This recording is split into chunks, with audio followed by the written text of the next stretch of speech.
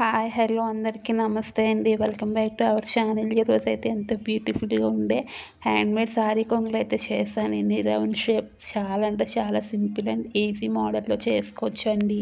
2 colours of threads use చేశానండి. అలానే small బీడ్స్తో మాత్రం చాలా బ్యూటిఫుల్గా వచ్చిందండి రౌండ్ షేప్ మోడల్ అయితే.